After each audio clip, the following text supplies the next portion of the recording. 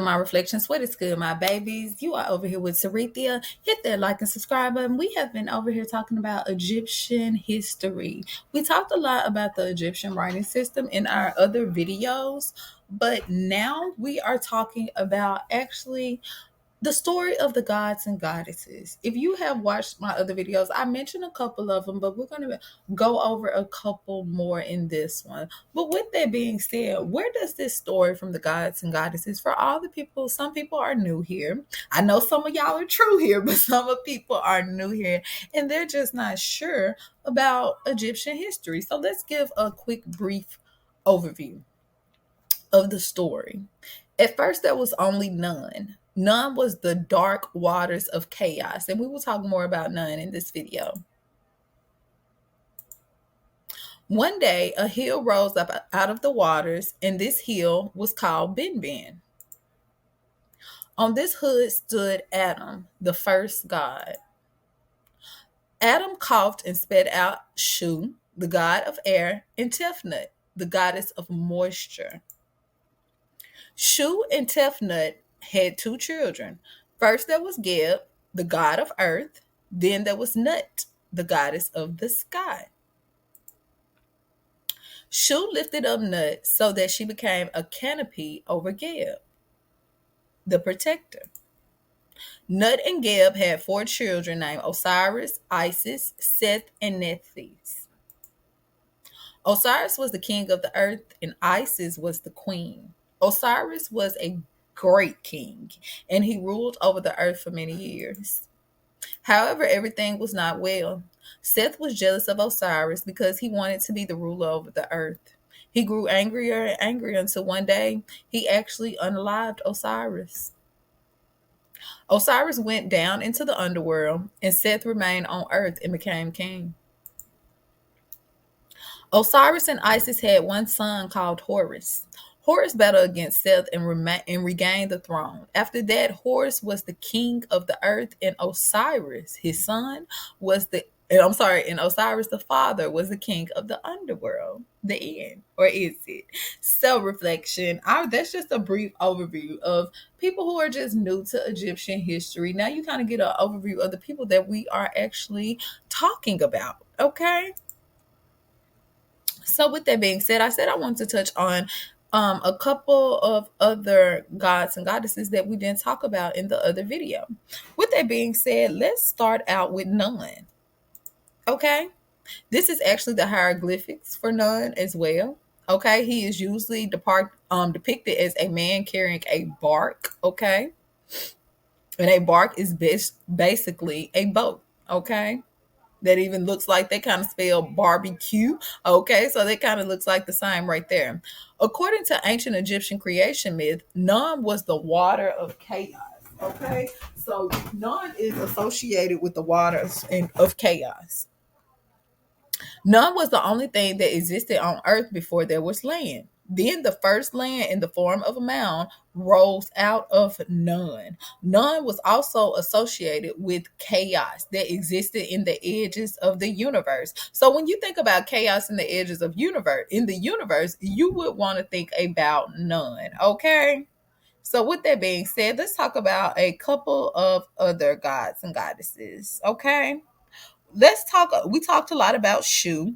Let's talk about Tawariet, okay? A Tawariet, okay? Which means the great one. He has the head of a hippopotamus with the arms and legs of a lion, the back and the tail of a crocodile, and the breast and the stomach of a pregnant woman. Okay, and this is actually the hieroglyphic for Tawariet, okay? Tawariet or Tararet was a goddess who protected women during pregnancy and children. So you would actually see these statues in the homes of pregnant women, especially when they're about to give childbirth. They believe that this goddess Taret or Tariet actually protected them. Okay. Many of the gods and goddesses in ancient Egypt had temples built to honor them. Other gods and goddesses like Tariet or Taret and Bes were worshipped by people in their own homes, and Bes actually protected over women as well. This is actually an amulet of the goddess Taret or Tariet. People often wore amulets like this to keep in their homes. Reflection. Okay. And for everyone who doesn't know, an amulet is basically just a small trinket or a charm that is meant to protect the owner of evil spells. Okay. Evil spells or spirits. Okay. So, yes, I definitely want to touch on Taret. Okay. Or Tariet. So, with that being said, reflection, let's keep it going. What about she shot? Okay, or she shot, which is this is her this is also her hieroglyphic. Okay, and you will see this hieroglyph a lot as we get to talking about Egyptian writing. Okay, women wearing a panther skin a woman wearing a panther skin dress and a star headdress. That's how you're gonna know her when you the sea shot. Okay, or sea shet. Okay, Sishet was the goddess of writing and measurement. So she actually was over. She was the goddess of writing and measurement. Thoth was the god of scribing, but she was the goddess of writing and measurement. Okay. And excuse me if I'm mispronouncing that. It could be Shishat. Okay, it's just every time I say that, it just don't come out right for me. Reflection. Okay, so with that being said, let's talk about Tefnut. Okay, Tefnut, which is a woman with the head of a lion, and this is actually her hieroglyph right here. Tefnut was the goddess of moisture. She was the wife of Shu and the mother of Nut, which is the sky, and Geb, which was the earth. Okay, so with that being said, I also want to talk about we running a little low. I also want to talk about Sobek. Okay. Let's talk about Sobek. Sobek was you're gonna know Sobek when you see him because he has the head of a crocodile. Yes, that's how you're gonna know Sobek when you see Sobek. And as you'll notice with a lot of these different gods and goddesses, they have they take on different creature forms. Okay. So Beck is a man with the head of a crocodile and the hairdress of feathers and a sun disk. Okay. And as you can see, he's holding the ankh. Okay, so Beck was a Nile god. Okay, so he is definitely associated with the Nile. Sobek was connected with the Nile and protected the king. Live crocodiles were kept in pools at temples built to honor Sobek. So they would actually have crocodiles in pools at the around the pharaoh's temples, okay, in honor of Sobek because he was a god deity that protected the king, okay, and he was very much associated with the Nile. Reflection. So, with that being said, let's keep going. Let's talk about Ra Harakati, okay?